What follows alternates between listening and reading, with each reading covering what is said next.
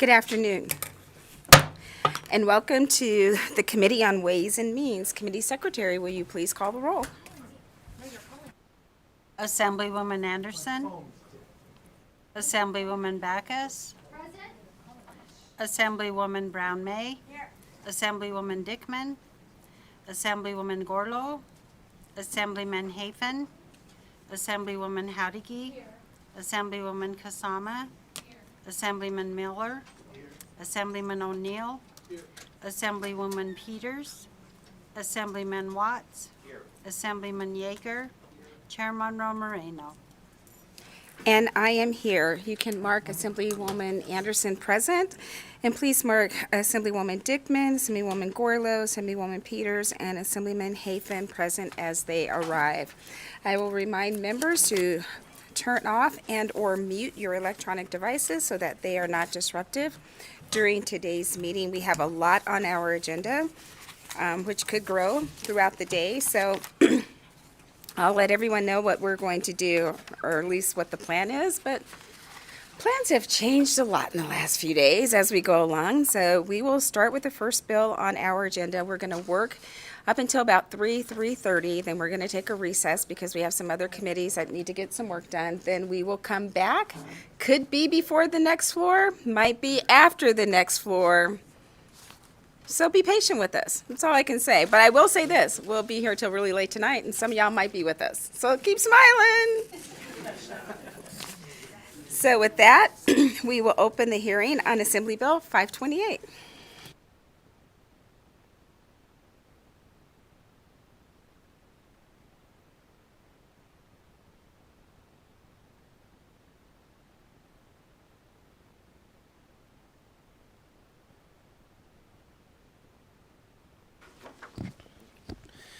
Good afternoon, Madam Chair, members of the committee, hardest working committee in the building, in my opinion. My name is Steve Yeager. I represent Assembly District 9 in Southwest Las Vegas, and I'm sure you'll recognize the gentleman to my right, Mr. Jeremy Aguero, and he is here to help present the bill and answer questions as well. I will try to be as brief as I can, and first want to say thank you for hearing this bill in very short order. I think the bill was introduced yesterday, so we are trying our best to get it through. The inspiration for Assembly Bill 528 is a program, or I guess really a campus that exists in San Antonio, Texas, called the Haven for Hope Homeless Campus. And I have not had it basically coalesce different social services in one location, so it essentially becomes a one-stop shop for folks who are experiencing homelessness, and it helps get them back on their feet. So that is the inspiration for this bill. And let me just kind of walk you through what this bill does. It creates a program to provide a matching fund of up to $100 million to qualified projects that are facilities to provide support services to people experiencing homelessness or who are at risk of becoming homeless. And I'll walk you through the bill just very quickly. Thankfully, it's not too long of a bill, but it begins with the list of definitions in sections 3 through 8, including the definition of a qualified project, which means a project undertaken by a business, group of businesses, including without limitation one or more nonprofit organizations, or one or more local governments located within the boundaries of one or more project sites. So I think you'll see right away what we envision is a collaborative approach with nonprofits, with local governments, with obviously the state being a partner and putting forward potential matching funds. Section 9 authorizes the lead participant of a project to apply to the Office of Economic Development, also known as GOED, for a certificate of eligibility for matching funds up to $100 million and establishes the requirements for eligibility. Section 10 sets forth provisions for a project to be deemed a qualified project. That includes a facility or facilities that are designed to provide comprehensive, sustainable, and compassionate services to individuals and families experiencing homelessness or who are at risk of being homeless, and also to assist those individuals and families to overcome the barriers created by homelessness, to find housing stability, to achieve their full potential, while at the same time allowing the opportunity to contribute to the economy of this state and to participate in our workforce.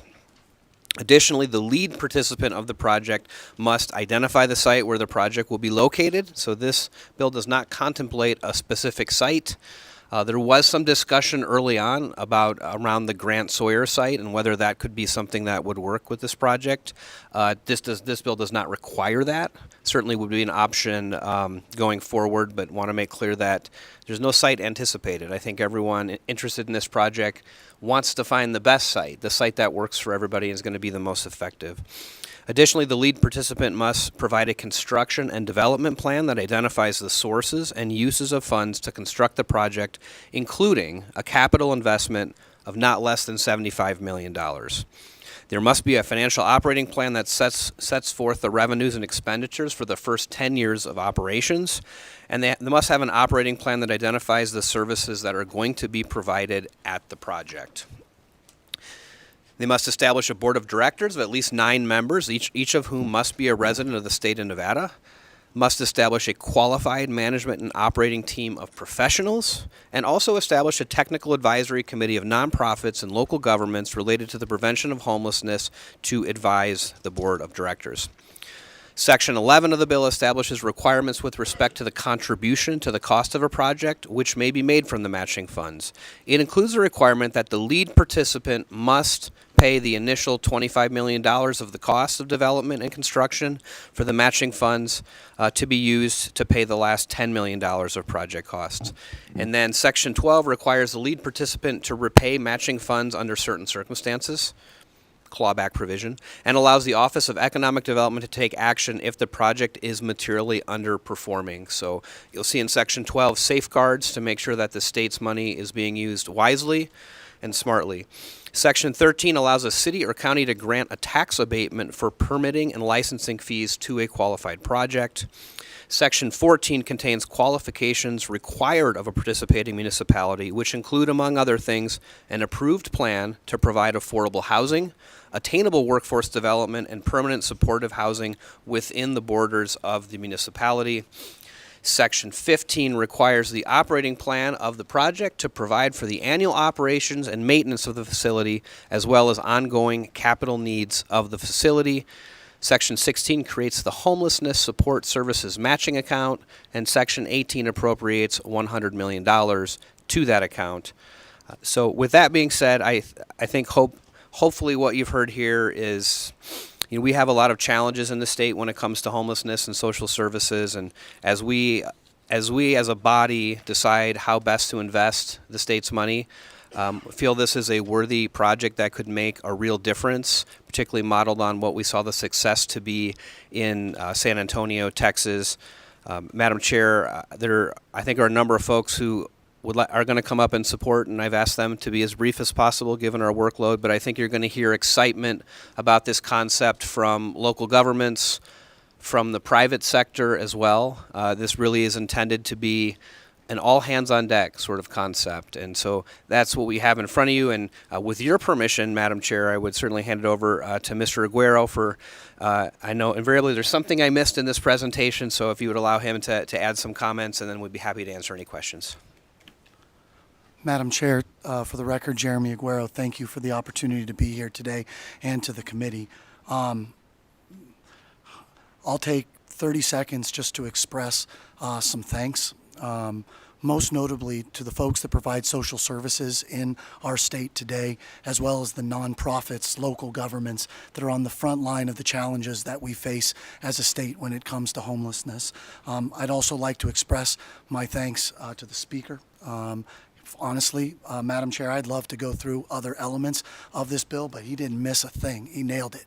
I'd also like to express thanks to the leadership of the governor and the Senate Majority Leader for their effort, and other legislators that have contributed, as well as the Nevada Resort Association and their members that have helped spearhead much of this effort. With that, Madam Chair, there are other elements and other details that are in here. Again, I think the Speaker absolutely nailed it in terms of the key elements of the bill. I stand ready to answer any questions that you may have or dig into any of the details that the committee might want to go through, unless you'd like me to dig into details in a more detailed level than the Speaker just did. Please dig in. Okay, you got it. if we look at section 1 in the definitions, you'll see that it's structured much the same way as we see other economic development projects are structured. Now, I don't want to suggest to you that this is necessarily an economic development project in the traditional sense. It's more of a community development project with workforce development, looking for the intersection between the challenges that we face socially in terms of homelessness or folks that are at risk of becoming homeless, and our need to have additional workforce and to give people the opportunity for self-sufficiency through training and making sure that they have a stable living condition. There are many different sections within the definitions. The idea of having a lead participant, again, the speaker was dead on. This is all about partnership. You see throughout here the idea of facility or facilities, site or sites. The idea is that to develop some kind of hub and spoke model. This is enabling. The idea is that the structure exists within the statute that you are passing, but a nonprofit is going to have to be developed to be able to execute this. The speaker talked about all of the things that lead participant is going to have to do, but we are mindful that they cannot do it alone. At Haven for Hope, they have over 180 not-for-profit partners, and they have had incredible success, including a recidivism rate that is somewhere between 9 and 11% for folks that go through their transformational services programs. I do want to point out in Section 5 that when the identification of matching funds, again, the speaker noted it, I want to make sure that it's clear, but these are same in-kind funds. In-kind services do not count. It is cash by the private sector, cash in the matching funds in order to develop the facilities that we're identifying here today. As the speaker noted in Section 9, the application needs to be provided to the Governor's Office of Economic Development, and there are a number of key findings that need to be made. And those include the need to demonstrate that it will meet our economic development plan by helping folks that may not be able to participate in our workforce find their way in. Arguably more important in subsection 3 on the top of page 4, there's a number of elements that have to be included as part of the application process. It has to be a qualified project, which we'll talk about in a moment. They have to have a detailed business plan. The project investment can be no less than $150 million. It has to be reasonably expected to actually help with the homeless challenge and to stem the tide of homelessness of those that are either homeless or at risk of becoming unsheltered. There has to be reasonably expected to increase the workforce to address both the physical and mental well-being challenges that come, opportunities for services and integration, including finding collaborations with existing service providers. There are so many of them out there today that do an incredible job. The idea here is not to come in and replace those services, to build and leverage those important services that are being done. To promote collaboration, again, not being site-specific, the project can have no less than $75 million worth of private investment through a nonprofit. They have to demonstrate their financial and operating expertise to the satisfaction of the Governor's Office of Economic Development, and they have to demonstrate that it's a common endeavor. The idea here relies on partnership in order to make it work. They have to have valid business licenses. They have to enumerate all of their construction-related activities. They have to have documentation in terms of the number of people that are served. On the bottom of page 5 is paragraph R, which talks about all of the reporting requirements. They have to document and report each calendar quarter during construction how much money has been invested, how many employees are being engaged. They have to talk about how many in construction as well as operations. They have to talk about not only the number of persons that are served, but also the units of service that exist and any other information that is deemed necessary by the state. In Section 10, it outlines that concept of what a qualified project is. Madam Chair, there are a number of elements here. I'll go through them just to make sure that we're touching on all of them, but it has to have a qualified facility or facilities. Again, this concept of hub and spoke. Under Section 10, the speaker highlighted during his comments what I think is one of the most important paragraphs in the entire bill itself, and so I'll just repeat it. To be a qualified project under page 6, Section 10, subsection 2, paragraph A, it must provide comprehensive, sustainable, sustainable, and compassionate support services to individuals and families experiencing homelessness or at risk of becoming homeless, and assist those individuals and families to overcome the barriers of homelessness, find housing stability, and achieve their full potential, while at the same time allowing them the opportunity to contribute to the economy of this state and participate in its workforce. It provides for a broad cross-section of providers, local governments, nonprofits, businesses, all have the ability to participate. There's a concept of a lead participant that must be a nonprofit, as the speaker said, must have 9 members associated with it. They must demonstrate not only their willingness to invest not less than $75 million, but their capability of doing that. They must have an operating plan. They must have already established a board of directors. They must also have a technical committee. That technical committee must be composed of nonprofits and local governments, to include those that are providing services in terms of homeless prevention, food insecurity, domestic violence, emergency services and public safety, workforce development, education, early childhood development, housing, health and wellness, and social services. That committee shall advise that board of directors and also has other responsibilities in the event they fail to meet the expectations of the state. A qualified project may include a number of services. Again, the speaker nailed this in terms of those. I'll just dig in a little bit deeper.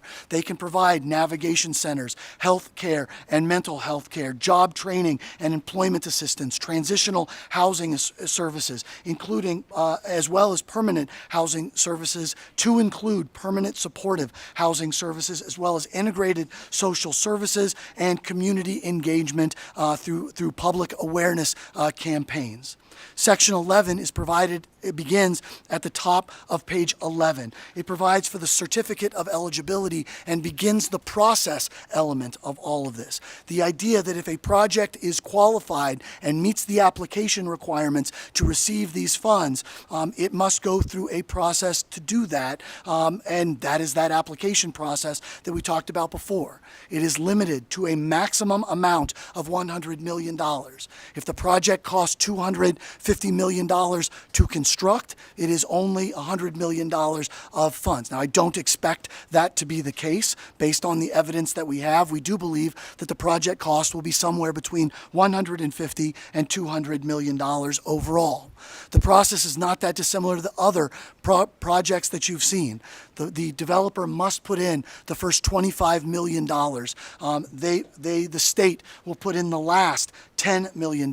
There must be a trust agreement to allow for the subsequent distribution of all of the funds, to make sure that they have been qualified and the funds have been expended in accordance with the plan.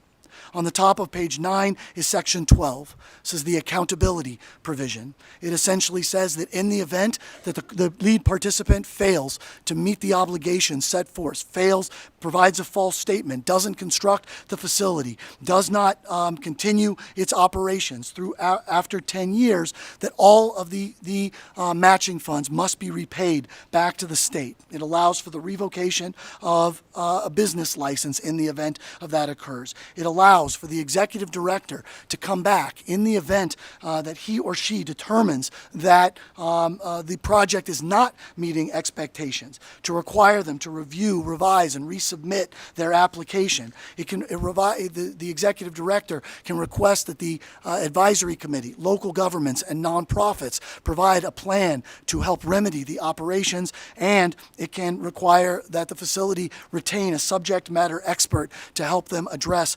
underperformance within the facility. In the event that the facility itself fails to perform altogether, it will revert back to the city if it is in an incorporated city, or the county if it is in the unincorporated county, that may elect to either continue the operations or cease those operations and sell the facility to recoup any costs that it may have occurred. Section 13 provides for permitting and license fees and says that there'll be an expedited process and the opportunity to abate local development fees in the event this facility moves forward. Section 14 provides for the concept of a participating municipality. As the speaker said, this bill is largely based on partnership.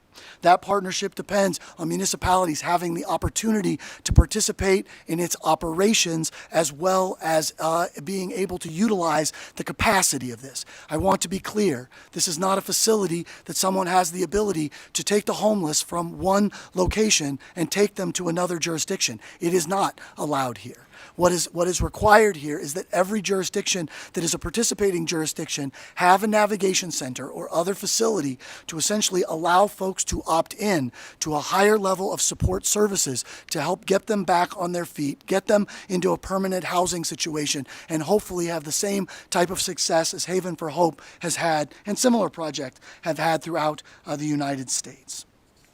On the on the bottom of page 10 and then in page 11 is the requirements to be a participating municipality. You have to have a navigation center. You have to have entered in to a shared services agreement that requires that the municipality will contribute annually to the ongoing facility operations and maintenance costs and receives equitable access to the share of qualified capacity. What you pay in is what you should be able to get out of the project.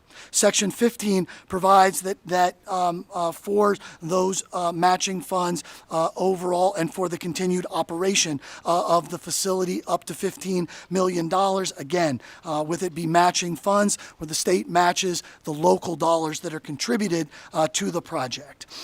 It allows, on subsection 3, it allows the Department of Health and Human Services to effectuate codes that don't currently exist to assist with these type of services that will be provided. Section 4 ensures that the development is not somehow excluded from other activities that they could for services that are being provided, for providing housing or providing rehabilitation services or any along those lines. Sections 5 and 6 provide for CPI adjustments. Section 16, as the speaker noted, is the matching funds account, and section 17 provides the committee ability to enact this legislation. Section 18 is the $100 million appropriation that was alluded to, and Section 19 provides for the effective dates.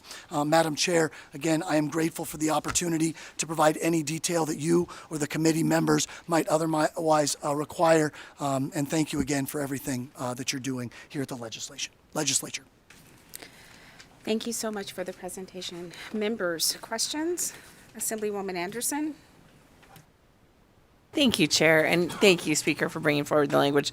And I also want to thank the people that wrote the language and also the use of compassionate many times, because I think it's really easy for us to look at it analytically, and yet many times the way that we treat each other is much more important. So I appreciate that abundance of using that word during the presentation and also in the language. My question has to do with page 6 and section 10, subsection 4, in particular with the project itself. I appreciate the information about it possibly being Grant Sawyer buildings. Somebody had talked with me about that earlier today. And so will there be consultation with even the potential of different sites, or is it just going to be, this is the site we want, that's all we want to do?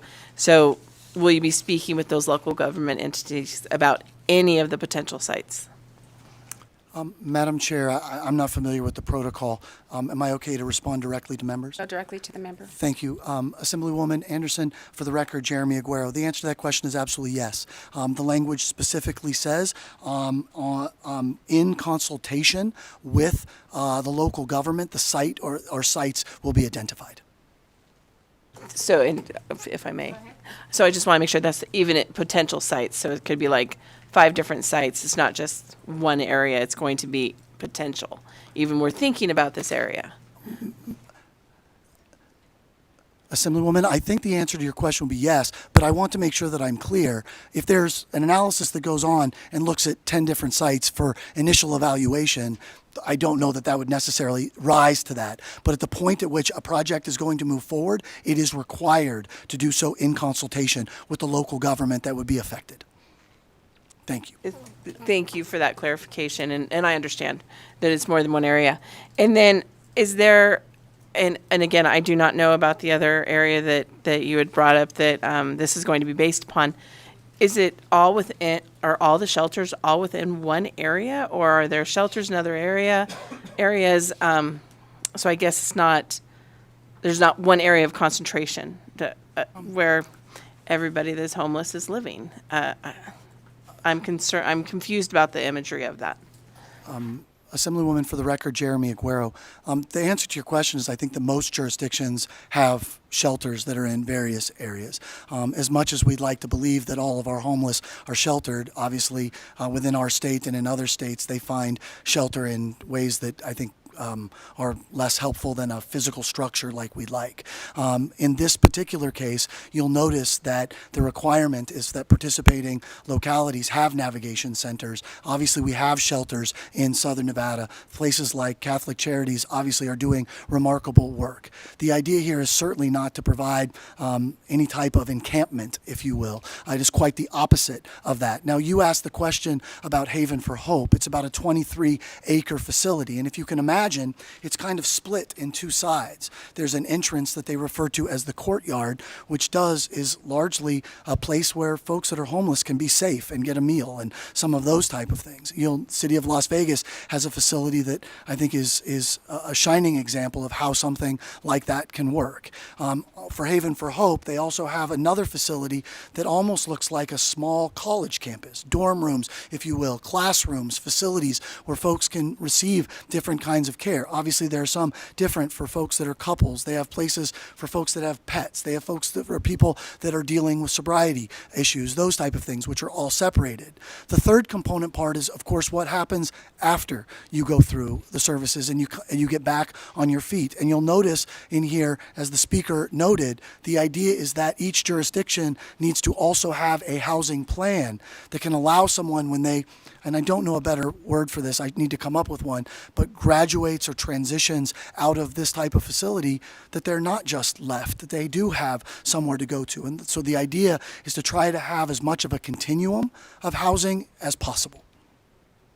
Thank you. You're welcome. Assemblywoman Kasama. Thank you, Chair. Thank you. I like this concept. And it certainly seems that we can develop economies of scale with having one center and then intake centers in the different municipalities and to combine our resources, which I think is always provides for more output for the programs. For the lead participant, so for Haven of Hope, and I'm sorry, did you say that was Arizona or Texas? Where was that? Assemblywoman, for the record, Jeremy Aguero. No, it's in San Antonio, Texas. San Antonio, Texas. Who is the lead participant there, just as an example? For the record, Jeremy Aguero, Assemblywoman, there is no lead participant in the same way that we're talking about here. What actually happened there is a very wealthy individual funded it and brought it forward. And we've borrowed a lot of the governance ideas, but because Nevada is somewhat different in Texas in a number of important ways, and you had someone that was very successful in one industry that made this his mission to get done. And so I suppose we would think about him as the lead participant, but I believe he's much more of an individual as opposed to a traditional nonprofit like we're talking about here. So it could be a individual, it could be a large nonprofit, but you don't see it being municipality, for example. That's the lead participant.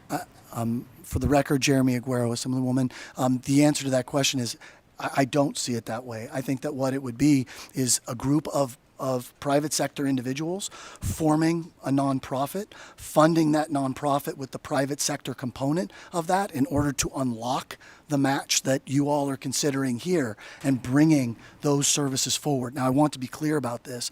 It also will require partnership and collaboration. No one can handle this problem on their own, is I think exactly what you were alluding to a moment ago. So the cooperation and collaboration of local governments is critical, and the collaboration and cooperation with existing nonprofits is absolutely critical to make that happen. And frankly, we probably don't have enough capacity. That's not probably. We don't have enough capacity, but there's a lot of things that we're doing good in our state today. And frankly, those are lessons we ought to find a way to be able to extrapolate. And I think that's exactly what this facilitates the ability to do. Absolutely. Thank you. Thank you, ma'am. Assemblyman O'Neill. Thank you, Chair. Mr. Aguirre, you mentioned the Haven for Hope. Are you also familiar with another Community First Village in Austin? It's a homeless shelter. They've got apartments, tiny homes, businesses. For the record, Jeremy Aguero, Assemblyman O'Neill, I know that when we were at Haven for Hope, they talked about a couple of the other facilities that were there. I think they alluded to it. I've never been there. I don't know it. Well, since you haven't been there, I guess it may not be fair. Was the Haven for Hope, were they saying very similar to the Community First in San Antonio? I've been there. I actually stayed there for a week and learned quite a bit about it. Was amazingly impressed with that entire operation. And would suggest you look on the website sometime for it. But did they say it was a similar? I can relate to that, and it sounds very similar, so I was just curious. For the record, Jeremy Aguero, Assemblyman O'Neill, I'm happy to circle back on it. I can't really offer a whole lot of insight other than what you are describing, and I think what we're talking about are very similar things.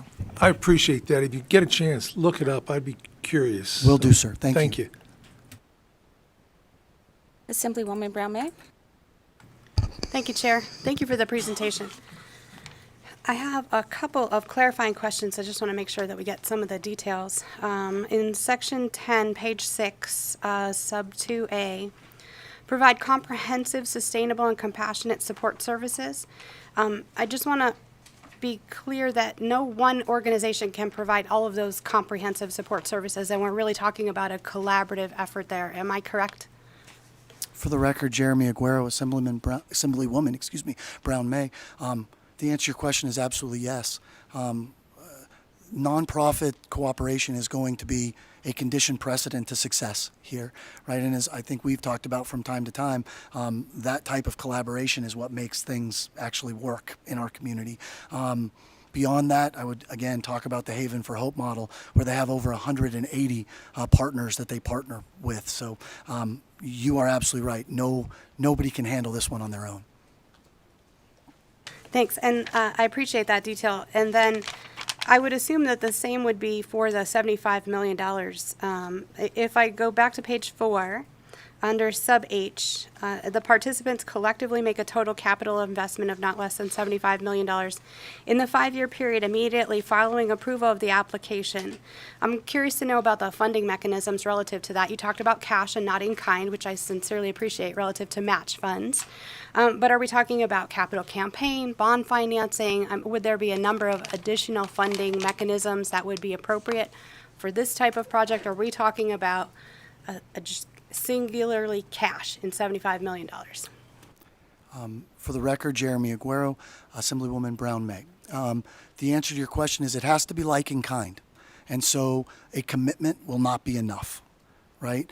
As long as that commitment is irrevocable, I suppose it would be enough.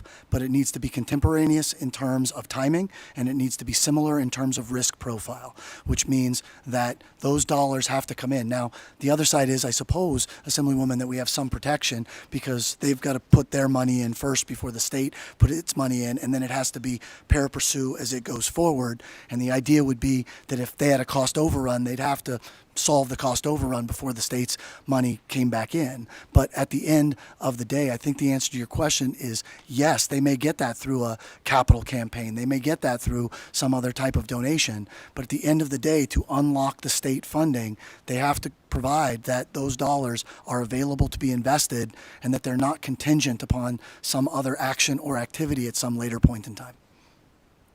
Thank you. And then one final question, Madam Chair. Thank you kindly. And the other thing that you said that I thought is particularly poignant, given the number of bills that we're considering relative to homelessness, this is not proposing that we bus people who are unhoused from one location to another, but that we address the needs where they are in our communities. Assemblywoman, for the record, Jeremy Aguero, I think the answer to that question is yes. There's no desire here to do that. This is opt-in. Right? If I'm struggling with homelessness or I'm at risk of becoming homeless, I put my hand up and say, I'd like to get some additional help. You have the ability to opt in to this level of service. I would love to say that we could do that everywhere. And as particularly so many of the folks that are dealing with have said, we have to help meet people where they are. right? And so that's why there's this hub and spoke concept to make sure that, at least hopefully, that our jurisdictions are helping folks where they are and providing that outreach to allow the folks that want additional services to get those additional services. Thank you. I appreciate the clarity and the detail. I think that a significant portion of the issue that we deal with are the people who are preparing to enter homelessness as opposed to the ones that are already in homelessness. And if we can stop that upstream influx into the problem, I think that collectively we have a better opportunity to solve it. Thank you for your efforts. Assemblywoman Hadigi. Thank you, Madam Chair. And I just have a quick question on Section 12, Sub 2D. As I was reading through this, this is requesting significantly more money than we give to like affordable housing projects, significantly more. And so for me, it would make me feel more comfortable if there was just some consistency, because affordable like housing projects, they're required to be affordable for a period of 30 years. And this is just requiring these projects, I guess, to maintain for 10 years. And so how did you guys get to that 10 years? For the record, Jeremy Aguero, Assemblywoman Hadigi, the 10 years was creating some kind of standard in terms of when they'd have to refund all of those money, and they'd have to cease the operations to do it. Housing will be a component of this, but there'll also be other pieces and parts. Certainly, I'm not here to suggest to you that the 10 years is some hard and fast number, but it seemed like a reasonable period for this group also to have invested $100 million into the project. If they fail to do that, they've not only lost their $100 million, they have to repay the $100 million and turn the facility over to the city or local government. I was trying to create a penalty that seemed reasonable, and so that's how it was created.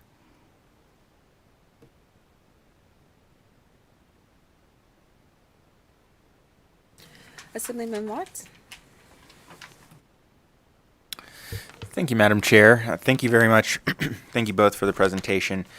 I guess, so I have a couple questions, but I think the first one is, you mentioned that there was one potential site being considered around the Grant Sawyer, but that this legislation is not site specific and that there isn't a site in mind. And I think some of the questions my colleagues have asked have been trying to understand what the process would look like moving forward. And I guess I'm just wondering if there's any clarity on, additional clarity that can be provided on essentially where are things at with this, right? Is this something that we're kind of putting out there to hope that incentivizes something coming together?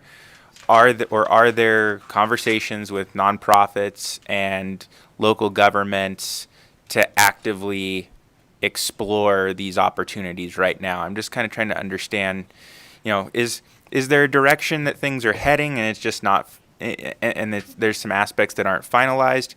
Kind of where are we at in getting this from kind of a concept and a potential structure to actually getting something deployed?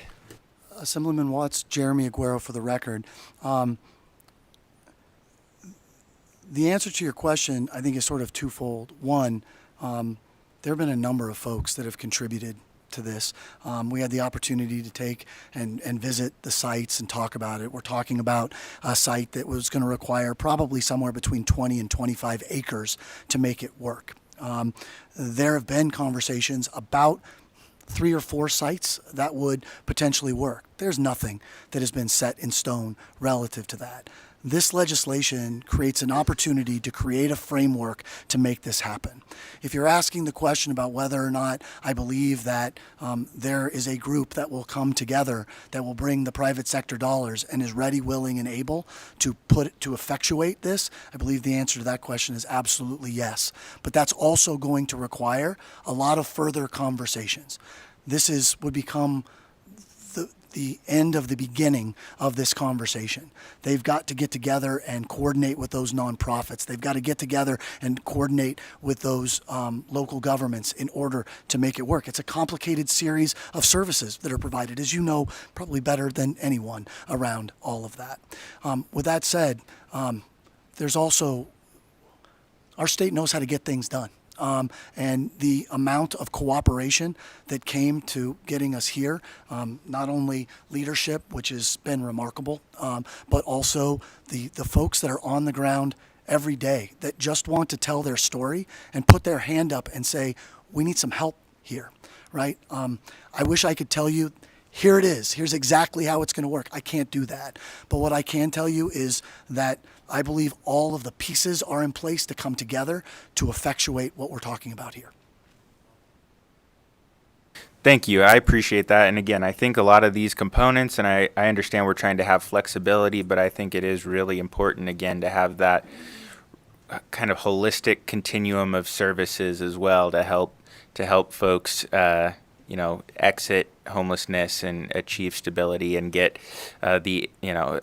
get jobs and get that economic stability, but have the transitional and the supported housing as well.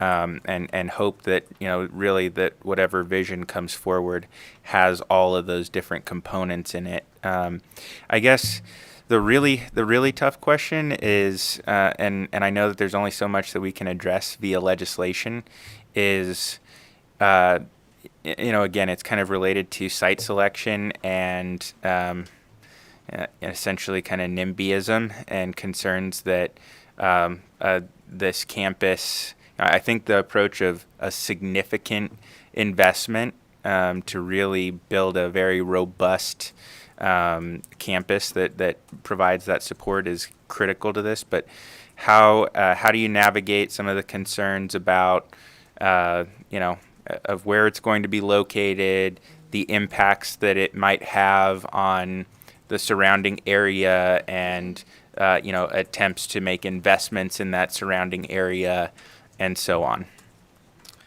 Assemblyman Watts, for the record, Jeremy Aguero. I think it's 2 words: leadership and partnership is the only way it gets done. You're right. I mean, there's going to be reactions, but I have to tell you, in conversations with local government leaders relative to this, once we have a conversation about what's there, once they see what we're talking about, those conversations change. It's exactly what you just said, the comprehensive need for a continuum of services, right? When you look at a place like Haven for Hope, it's got medical services and rehabilitation services and services for children that are homeless in much different ways than they do for adults, for example. When you talk about where exactly do we place this, it's going to take a partnership, and it's going to take some local government folks willing to stand up to concerns relative to that. And frankly, I think to help educate folks about the fact that this isn't. What this is the idea of trying to stem the tide of homelessness that I think so often what we see out there creates this concern and anxiety. What we don't see is someone that's put into a permanent home. What we don't see is that person that gets that job. And I think at some point, folks are going to have to start to understand that by providing these services, the exact thing they're worrying about coming to their neighborhood is what we're going to prevent. Thank you for that. And again, I think that having a really large, significant investment with this a public-private partnership is the level of investment that we need to carry out this vision. So I really appreciate that, and just wanted to make sure that that's out on the record, because there is definitely a balance that needs to be struck between not letting this project get shot down or kind of undermined, but also recognizing that there are communities that often feel like certain things are located in their communities and have spillover effects into their communities. And having been to some of the corridor of hope and social service provision within there, just want to make sure that we're mindful of those things and trying to balance those moving forward. Thank you, Madam Chair. Thank you. Assemblywoman Hadigi. Thank you, Madam Chair. And I'm sorry, I'm not operating at full capacity today, running on very little sleep. So it took me a while to gather myself after your response. But I'm coming back to that same section, Section 12, Sub 2D. And I understand that you said, they just have to meet the eligibility requirements for 10 years. And then you said then they have to repay it. And I'm struggling with that 10 years just because, they are investing $100 million too, but like our affordable housing projects invest a lot of money too, and it's very little, state, whether it's property tax credits or that they receive. And they have to maintain affordability for 30 years. And I'm struggling with the 10 years and the fact that 10 years goes by very quickly. And so 10 years and one day goes by and we have the potential of losing $100 million if they all of a sudden don't meet eligibility requirements. And so I'm just curious to see if there's flexibility. Like if we're giving you this amount of money, can you commit to providing this service for 30 years or more? Like my colleague talked about a continuum of care, and I think that's very important, having that continuum of service. Assemblywoman Jeremy Aguero, I have zero objection. Right? Zero objection. Assemblywoman Peters. Thank you, Madam Chair. And I kind of have two separate questions. One about the GOED piece, and then another about the sites you considered and kind of the timeline for this. I think in line with my colleague's question about that 10-year period. What are some of the other sites that you considered? And I'm not super familiar with the geography of Las Vegas, unfortunately, but some of those other sites, and then the timeline for the build out or the services coming online, or even finding the partner to fill this this goal. If I could start with that question. Assemblywoman Peters, for the record, Jeremy Aguero.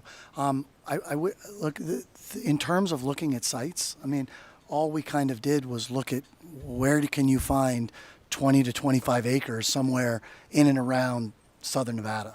No one has gotten to the point, at least not that I'm aware of, has gotten to the point of saying, these are the 5 primary sites that we would actually look at. I mean, we sort of thought about that. There was absolutely some discussion about where Grant Sawyer is, largely because that's where the corridor of hope is today. Again, I don't know how familiar everybody is, but there's so many services that are being delivered to so many folks that are in that area already, thinking about the fact that there could be some collaboration. That could be a positive thing. That could be a negative thing. And I think all of that sort of needs to sort of be part of the discussion that needs to happen as the project sort of comes forward relative to that. If the second half of the question is, again, relative to the timing, I'm happy to jump into that piece as well. But look, whatever the legislature feels is appropriate is what's ultimately going to be appropriate. What I was attempting to do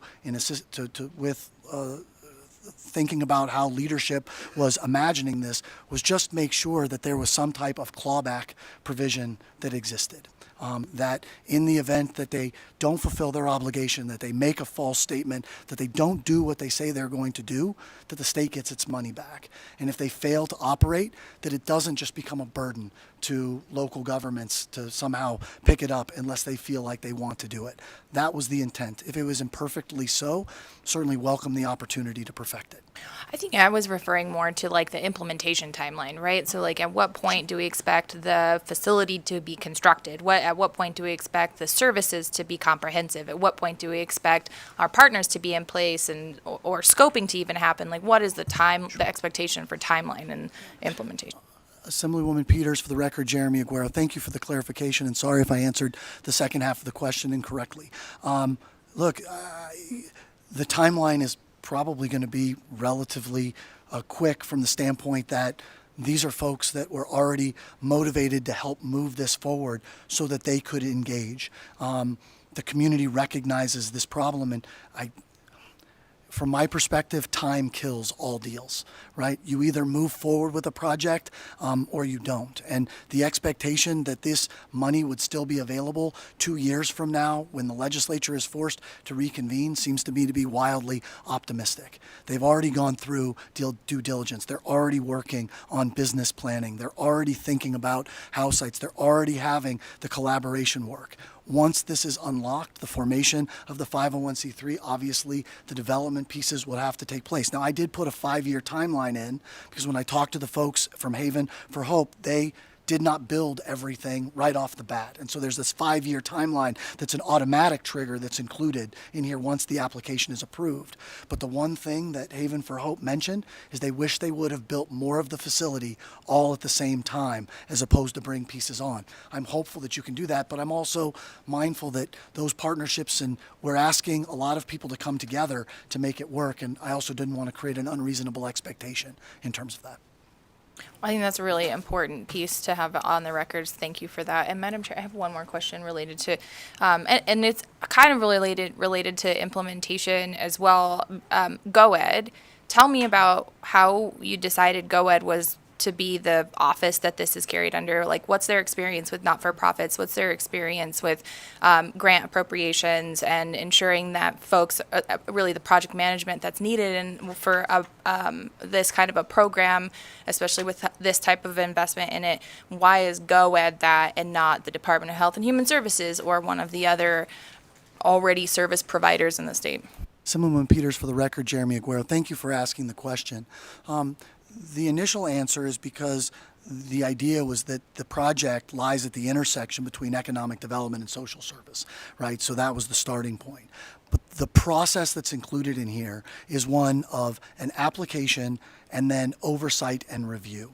There are elements for Health and Human Services in here in terms of qualifying Medicaid reimbursement and finding rates that would be there. But the idea is that the entity will identify it, they will come with a workable application, and that it is their responsibility and not the state's responsibility to ultimately ensure that those services are provided. They are going to have to work with the state, they are going to have to work with local governments, but the idea is to think about them more as an autonomous entity that is working toward the solution or to provide services as part of the solution for homelessness. There's no doubt it could have been drafted within the Department of Health and Human Services, but frankly, those folks have so many things in so many directions that are outside of the scope of this. The idea here is to be project specific. Get it built, get it operated, provide oversight that they're doing what they intended to do, and that felt most aligned with what GoEd does for a living and the structure of their organization. I think that that's really fascinating because it's not a traditional business model, right? When you're providing social services, the return on investment is not quantifiable in the same way as like a profit loss margin is. And how you quantify that is something we've been talking a lot about in the health and human services world. We have a bill going through Senate Finance right now that is exactly looking at what is the cost savings of providing services. And so we housed in DHHS because they have the data, right? So I think it will be an interesting reach for GoEd to be the entity who's looking at these social services not as a business model structure, right, but as the services to get to really the safety nets that our folks need, our communities need. It's going to be a challenge, and I hope that the oversight is there in partnerships with our communities and the community-based services and the folks who can really quantify those benefits. Members, any other questions? I'll go to you. I have a few, then I'll go to Assemblywoman Kasama. On Section 10, subsection 4E, it lists that the board members of the board must be residents of the state, the 9 members. But when we go back to Section 4 for the lead participant, when it says means nonprofit, it doesn't say if that nonprofit has to be a Nevada nonprofit. Could that be an out-of-state entity coming into the state doing work? Madam Chair, for the record, Jeremy Aguero, that's a great catch and something that we should add. I never imagined that it wouldn't be because of all its members would have to be there. And I have to go back and make sure there's nothing, if I did catch it somewhere, it's not, I'm missing it off the top of my head, but we'll make absolutely sure that that's the case. Thank you for that. And then my other question along the same lines as my colleague, there's been a number of pieces of legislation that's going through this legislative session, this session and previous sessions, dealing with affordable housing, providing housing for the unhoused, wraparound services, supportive housing services. How would this work with those other initiatives, or would this supersede those other initiatives? Madam Chair, for the record, Jeremy Aguero, it would have to absolutely work with them. Madam Chair, this project will not address our affordable housing challenges. We're going to have to broadly address those, and some of the initiatives that this legislature and legislatures that have come before you have attempted to provide, I think, are making meaningful progress relative to this. This project is intended to get folks back on their feet so we can get them into that permanent housing situation, whether it's permanent supportive housing or other housing along that continuum. At Haven for Hope, I think they indicated that they have about 1,700 people on site any given day. They're actually built for about 1,200 folks that they have any day. And the average stay is, I think they said, somewhere between 4 and 6 months. And the longest folks will stay there for about 2 years while they work through their program. But so much of the reason that we've imagined partnership on the front end and that we've imagined that the participating entities have to have a housing plan is because we have to have somewhere for people to go when we get them back on their feet. This is a link in the chain in terms of making that happen. Thank you for that. And then I think you answered this through your presentation, but I just like to get it on the record again. So once the qualified projects are completed, how will the ongoing expenditures be addressed? And I think you addressed that, but could you just say it again? Madam Chair, for the record, Jeremy Aguero. The idea is that it'll be shared between the private sector, the local governments, and state governments. And so what you'll see in the back of the bill is that there are matching funds that will be provided by the state. For every dollar that local governments put in, the state government puts in an equal amount. The idea is to encourage all local governments to equitably participate in the project and equitably get access to it. What I heard as we were going through, some local governments even said, "Hey, will you please charge us for this so that we know that we can access some of the capacity for that?" And so that's why that section is built the way it is. And then I think my last question before I go to Assemblywoman Kasama. So there's been conversation that of one site, because that's been the conversation in the building in the last 24 hours, but this could happen, this project or projects could happen anywhere within the state. Is that correct? Or is it just focusing on Southern Nevada? Madam Chair, for the record, Jeremy Aguero, I mean, obviously the focus of the conversation has been on Southern Nevada. I did not put in specific elements to it to make that happen. But the conversations, I think much of what you'll hear in the coming days, weeks, months about projects are heavily focused on that location. And as I've answered in some of the other questions from the committee members, your colleagues, the idea is to have a big project that has a meaningful footprint along those lines. If there's a belief that we need to create that type of limitation to create that clarification, I'm more than happy to do it. That's an easy amendment to do, as you're well aware, Madam Chair, but that is what the intent is. And then I lied. So maybe my last question. And it goes back to the question just before that about the expenditures. So this will be a shared expense with the local municipalities and the state. So is that an ongoing expenditure for the state in addition to that initial 100? Madam Chair, for the record, Jeremy Aguero, it would be. The idea is that local governments step up, the state steps up, and that we have this going into perpetuity, as well as the private sector. So that 100 million will need to come off my sheets every. No, Madam Chair, no, that would not be correct. The $100 million would be a one-time expense. The idea would be that the $15 million that's included in there would provide that. Obviously, that's a small amount in comparison to what the actual cost is at the local government level, but the hope is that will be enough of an incentive to get the private sector, local governments, and the state all kind of pulling the oars in the same direction. Perfect, thank you. Assemblywoman Kazama. Chair, you asked those questions. I was mostly concerned about, the 100 million, if that's an ongoing, or it sounds like that's the big lift at the beginning, as my colleague and the chair asked, and then it would be a smaller amount with community partners. So thank you. Thank you. Members, any other questions? All right, not seeing any. Thank you so much. And I will ask those that are here in Carson City to come on up to the table to testify in support. But I see just 2 or 3 people in Las Vegas, so we're going to do something different and start in Las Vegas. You guys can be comfortable here in Carson City, but we'll start in Las Vegas for anyone that wanted to testify in support of Assembly Bill 528.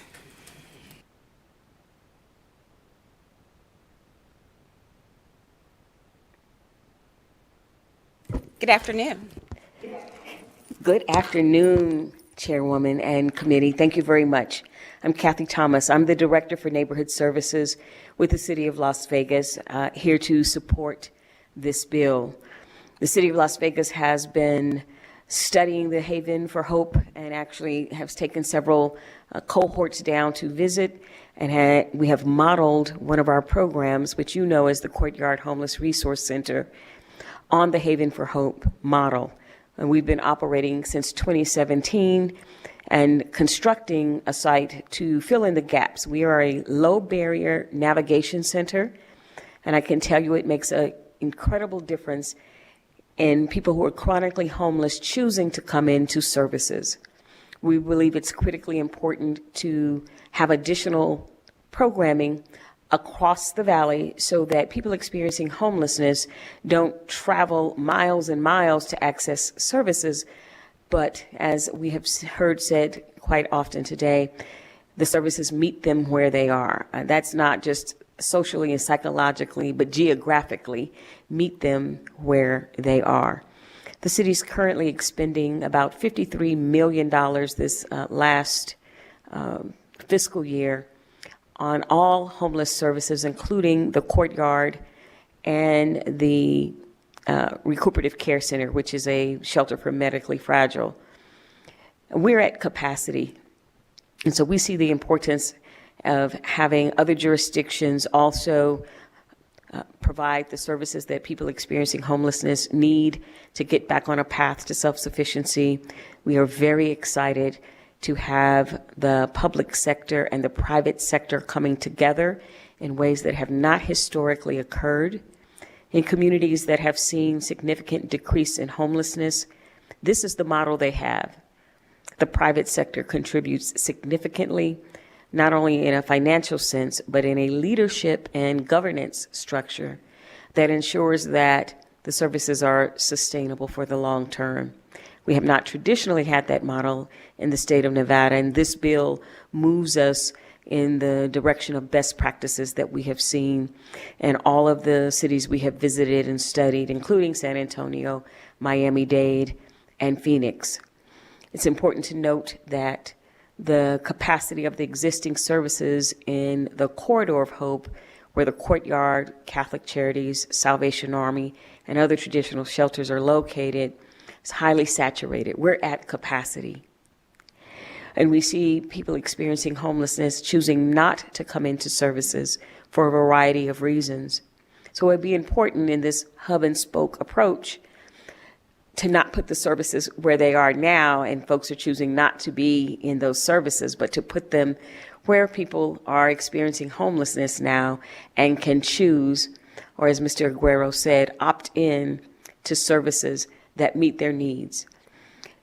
We will love to be a part of the Technical Advisory Committee and any other way that we can provide the perspective that we've gained operating our courtyard since 2017 and the work we've done with the existing community partners in the Corridor of Hope to get more than 1,000 people off the street every year. We know this model works. We're very excited to see this three-legged stool, if you will, with the state, local jurisdictions, and the private sector moving this forward in a timely way. And we hope to see it spread across the entire region and not saturated or concentrated in a single area, because homelessness is all over the region. Thank you so much, Ms. Thomas, for joining us. Is there anyone else there in Las Vegas with you that would like to testify in support?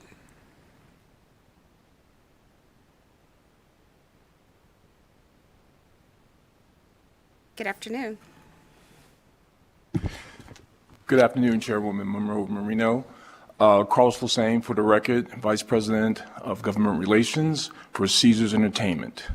Caesars Entertainment is proud to support AB 528.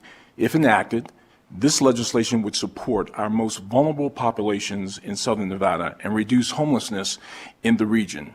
On behalf of the company, I want to thank Governor Lombardo, Senate Majority Leader Canizaro, Speaker Yeager, all the nonprofit leaders throughout Southern Nevada, and local government officials for collaborating with us in the private sector on this innovative public-private partnership legislation.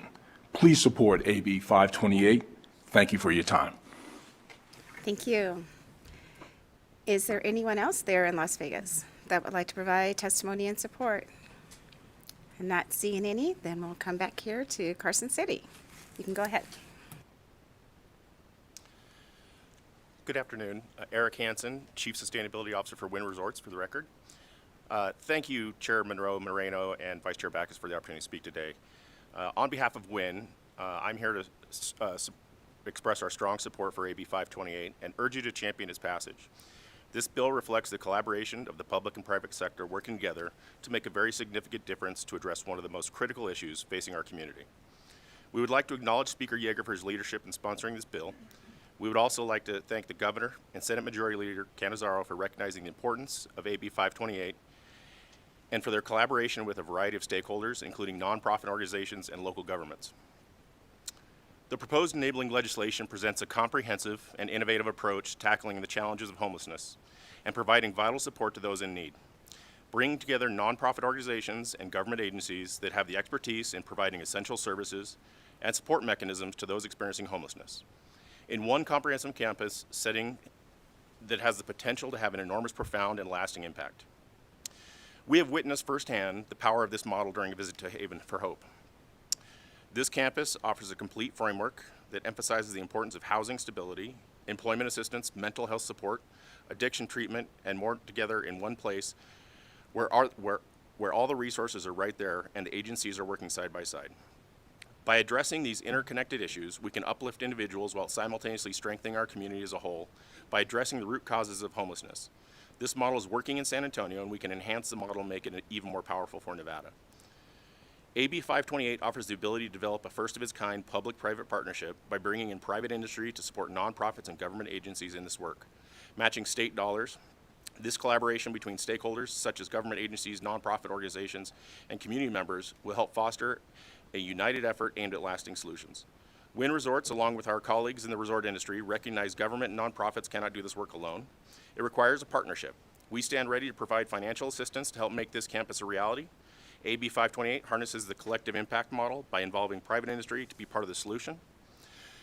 We wholeheartedly believe that this legislation will serve as a catalyst for positive change. By providing central resources, funding, and support mechanisms, it will enable local communities and service providers to effectively address homelessness and its underlying causes.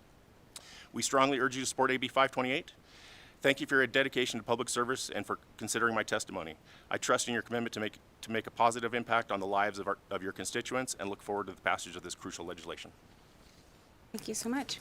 Good afternoon, Chair, Vice Chair, members of the committee. My name is Virginia Valentine, and I'm representing the Nevada Resort Association. I'm here to speak today in strong support of Assembly Bill 528. I'd like to also thank Speaker Yeager for sponsoring the bill and working with stakeholders on this issue. We'd also like to commend Governor Lombardo and Senate Majority Leader Canizaro for their leadership on AB 528 and for recognizing the power of a public-private partnership to make collective impact on one of the most pressing issues facing our state. We believe this is a once-in-a-lifetime opportunity for us to provide resources to improve the lives of those experiencing homelessness and needing critical wraparound services and collaborate with a variety of nonprofit and government agencies. I would be remiss if I did not take a moment to thank, I just can't thank enough, in fact, all of the people who do the hard work every day, all of the nonprofits, the first responders, the government agencies, the state, all of the work that they do every day. And we are going to leverage all of their expertise. That's the expertise we don't have, and we can't make this model work. Frankly, we can't make this work without them. This is a unique model, and it would enable the development of a transformative campus designed to address homelessness by bringing together nonprofits and government in one location to provide a full scope of essential service to those needing assistance. It also provides an opportunity for historic investment by the state, local government, private industry to do something different.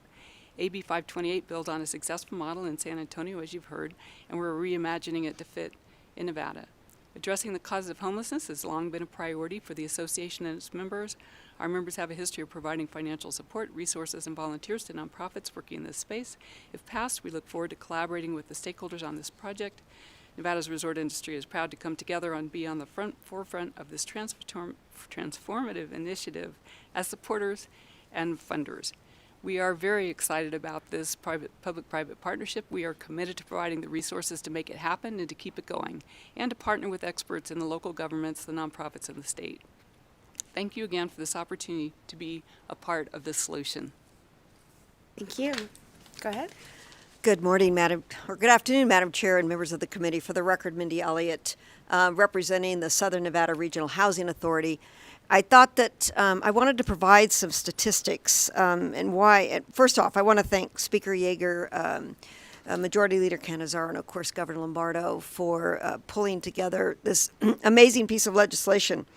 The Southern Nevada Regional Housing Authority currently has 11,900 vouchers. Of those vouchers, we have 586 that are emergency preference vouchers.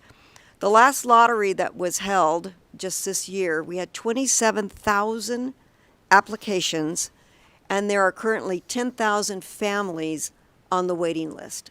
So you wonder why this piece of legislation is so important.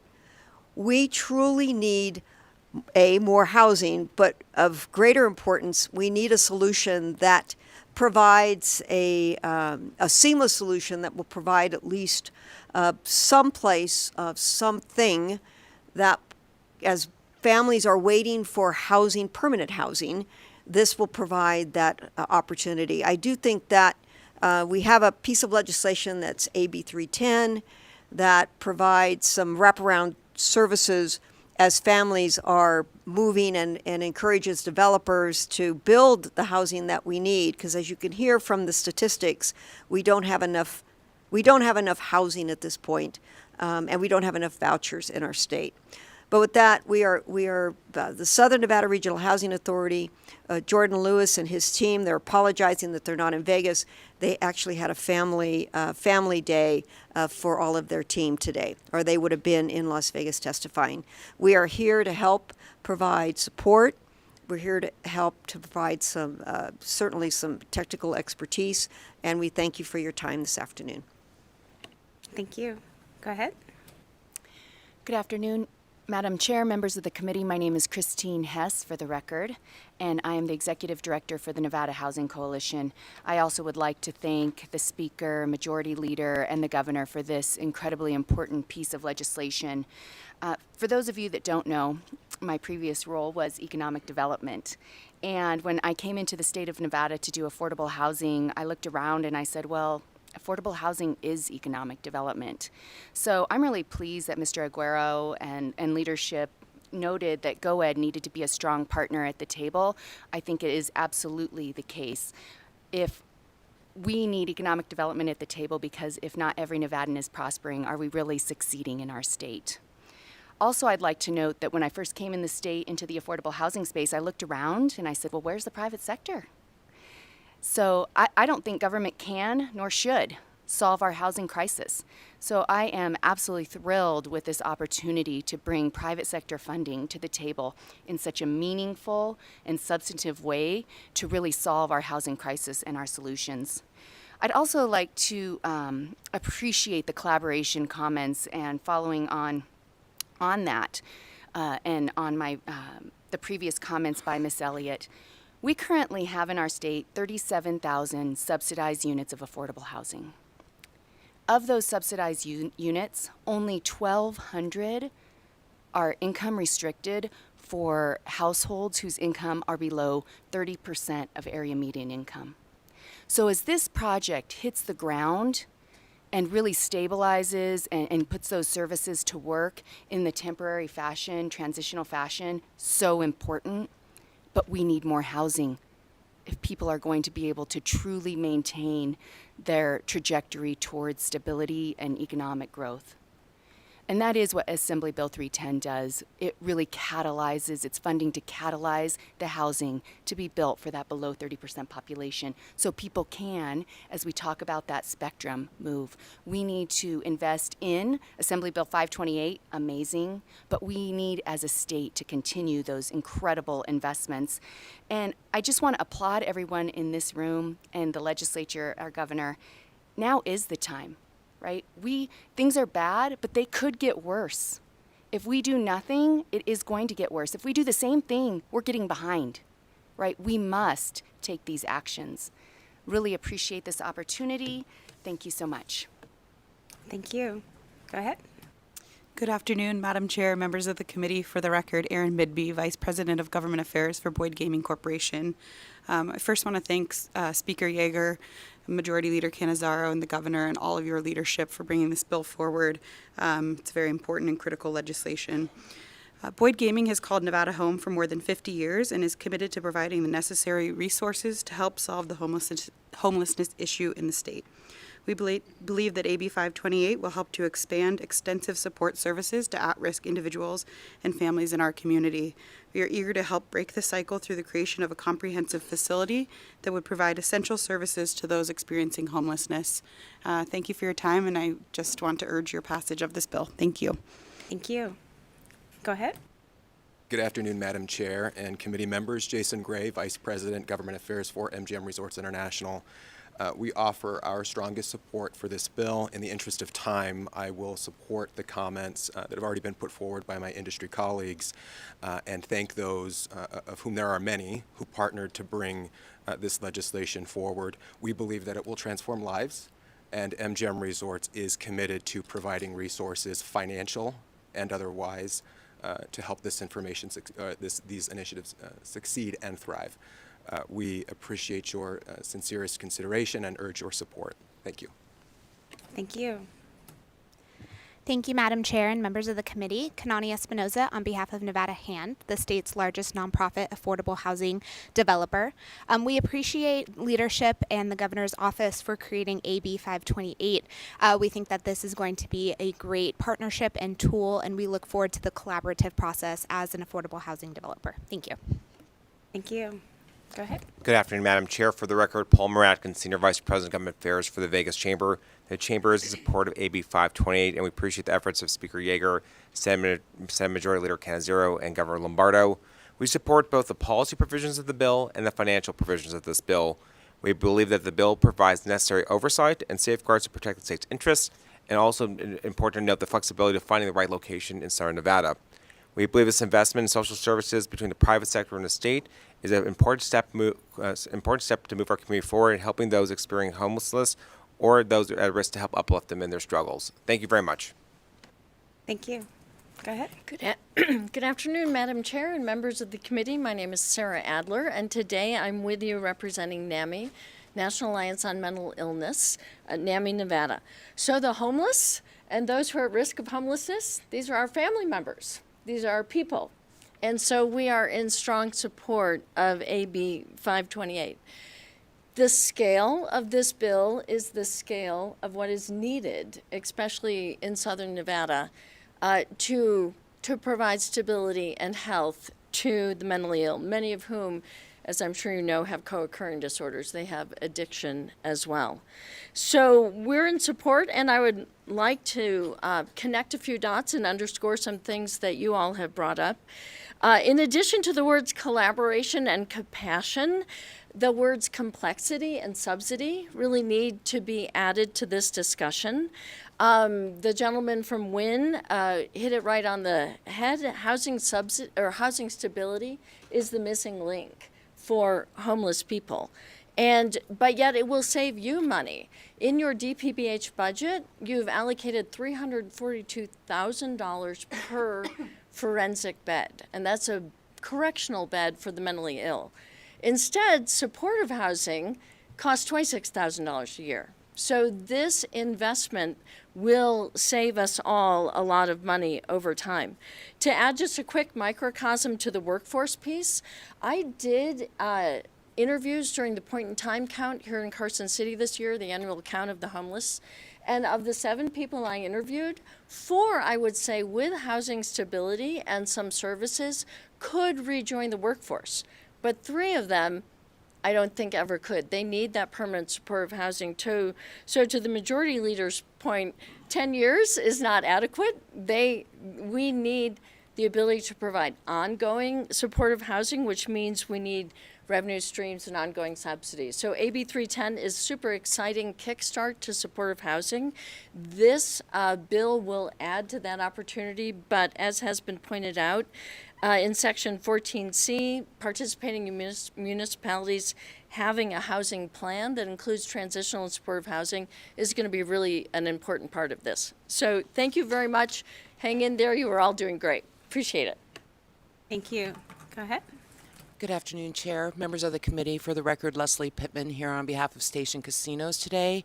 I want to quickly just ditto what our industry colleagues have indicated. Appreciate the support and work that's gone into this bill. Appreciate the bill sponsor and respectfully request your support for the bill as well. Thank you.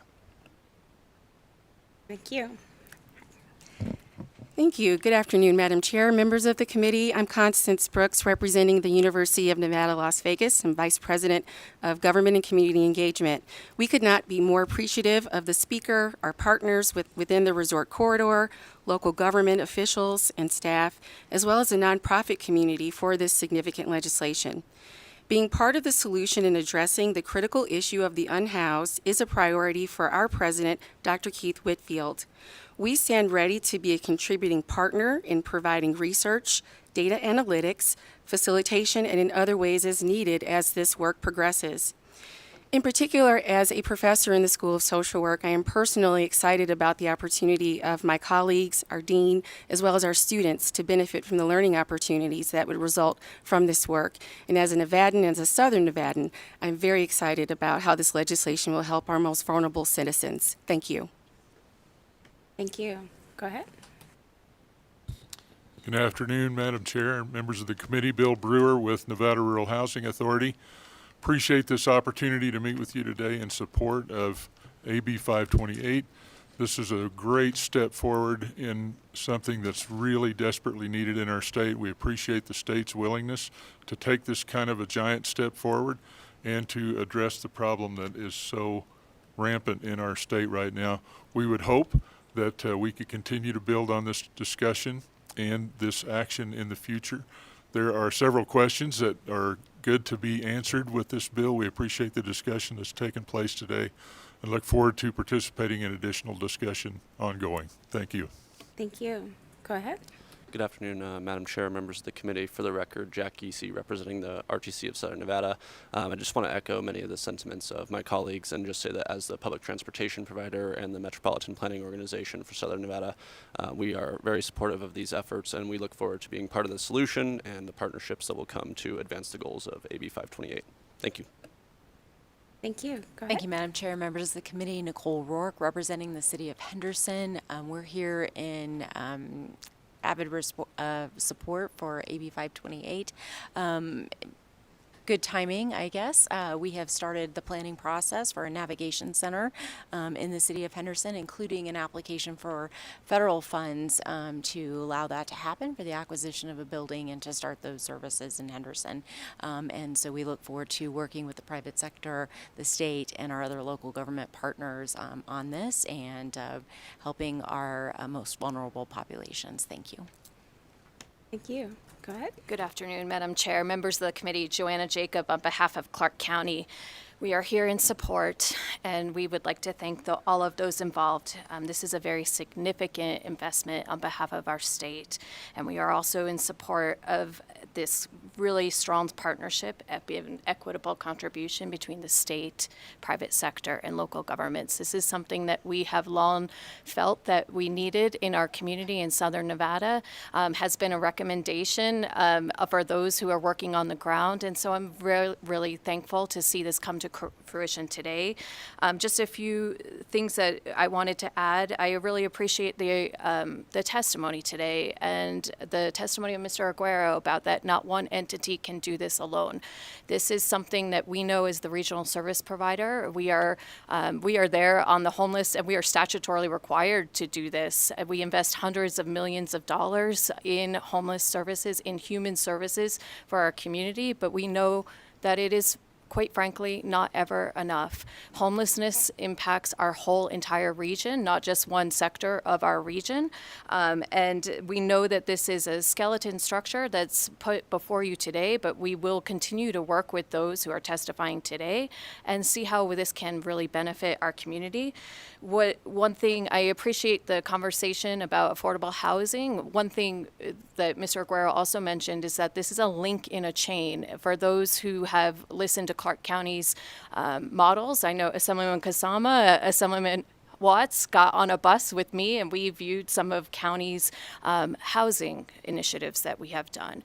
We have invested significant amounts of dollars into affordable housing, building affordable housing in our community, in bridge housing, transitional housing.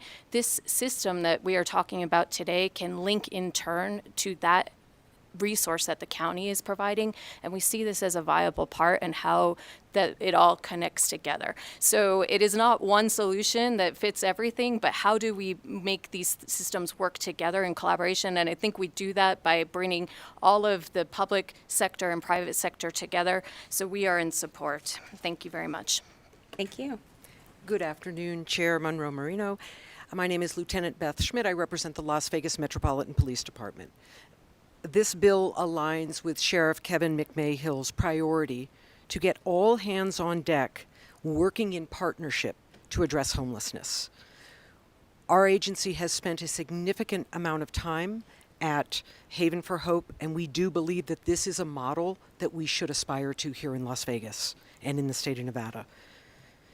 AB 528 is a significant step in our collective efforts to address homelessness. Thank you, Chair, members of the committee. My name is John Jones here on behalf of the Clark County District Attorney's Office. Just wanted to voice our support for AB 528. Thank you. Thank you, Madam Chair. John Pure from the Clark County Public Defender's Office. We're also in strong support of this policy. I think as a state, we've been trying to solve this problem in the criminal justice system, which is very expensive, and the results have not been good, and this is actually moving us forward. So we strongly urge support on this measure. Thank you. Thank you. Good afternoon, Madam Chair and members of the committee. My name is Jared Luke, for the record, Director of Government Affairs for the City of North Las Vegas. Wanted to throw our support in on this measure. In the interest of time, just ditto the comments that have been made before me, but I wanted to thank Speaker Yeager, Governor Lombardo, and the Senate Majority Leader Canizaro. I also want to thank you, Madam Chair, and your committee for what I expected would be a good round of questions, and to Mr. Aguero for his clarifying responses. Thank you. Thank you. Not seeing anyone else here in Carson City to give support testimony. BPS, do we have anyone joining us on our phone lines today to give testimony in support of Assembly Bill 528? If you would like to testify in support of Assembly Bill 528, please press star 9 now to take your place in the queue.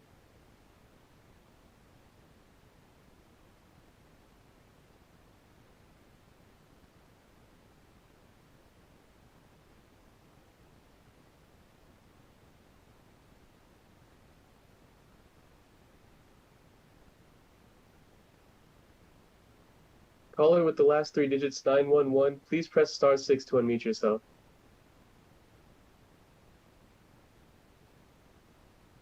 Hello, this is Dr. Sandra Cosgrove.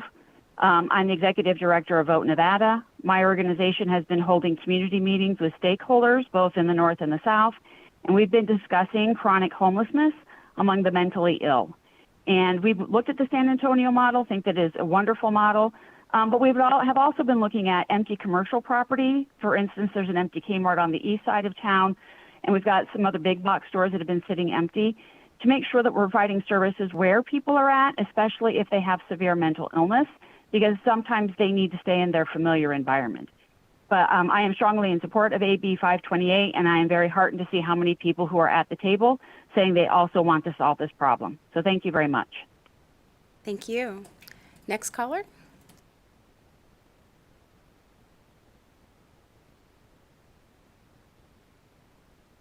Good afternoon, Chair and members of the committee. My name is Matthew Wilkie, Wilkie for the record, and I'm calling in full support of Assembly Bill 528. I support any bill that addresses and supports our houseless brothers and sisters. Most of your constituents are 1 or 2 paychecks away from being houseless themselves, so I fully support this bill. One thing I personally would like to see us get away from is using the verbiage of homelessness. If home means Nevada, then these people are not homeless. They just lack a house. Thank you so much for your time. Thank you. Next caller. Chair, there are no additional callers choosing to testify at this time. Thank you so much. So we'll come back to Carson City. Is there anyone here in Carson City that would like to provide testimony in opposition of Assembly Bill 528? Not seeing any. Is there anyone there in Las Vegas that would like to provide testimony in opposition? Not seeing anyone come to the table. BPS, do we have anyone joining us on our phone line that would like to provide testimony in opposition of 528? If you would like to testify in opposition to Assembly Bill 528, please press star 9 now to take your place in the queue. Chair, there are no callers choosing to testify at this time. Thank you so much. So moving to the neutral position. Is there anyone here in Carson City that would like to provide neutral testimony on Assembly Bill 528? Not seeing any. And not seeing anyone come to our table in Las Vegas. BPS, do we have anyone on the phone line that would like to provide neutral testimony on Assembly Bill 528? If you would like to testify neutral on Assembly Bill 528, please press star 9 now to take your place in the queue.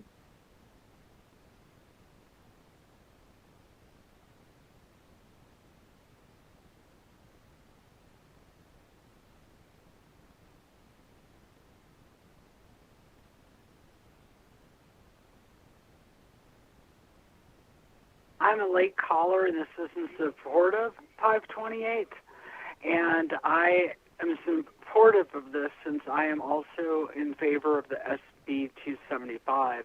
I am disabled.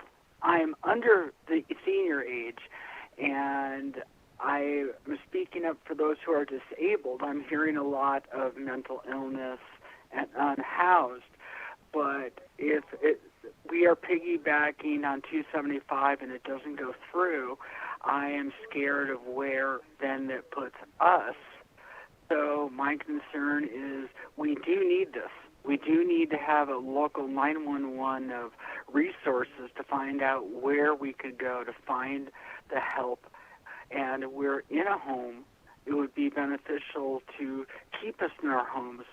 So with the 90 days, if we could lose our homes, we would be at risk of being houseless ourselves. So I am in support of this. Sorry it came as a neutral, but please consider also those who are disabled, physical wheelchairs, walkers, that type of stuff. Thank you. Thank you so much for calling in, and I will move your testimony to support, but could you state your name for the record again? We didn't get it when you first started.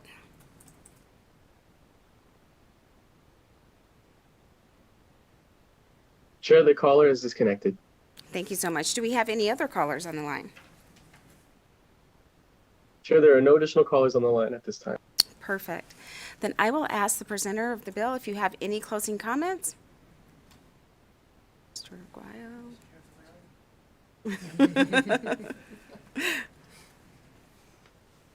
Madam Chair, for the record, Jeremy Aguero, only to express my thanks to you and the entire committee. Thank you, ma'am. Thank you so much. Members, with that, we will close the hearing for Assembly Bill 528. And as I said at the beginning of this meeting that we would be taking a recess between 3 and 3:30 so other committees could go in. I had anticipated we would have a few more presentations before that, but that did not happen. So we will be going in recess. We have a few committees that have some bill hearings, and then we will come back at the call of the chair.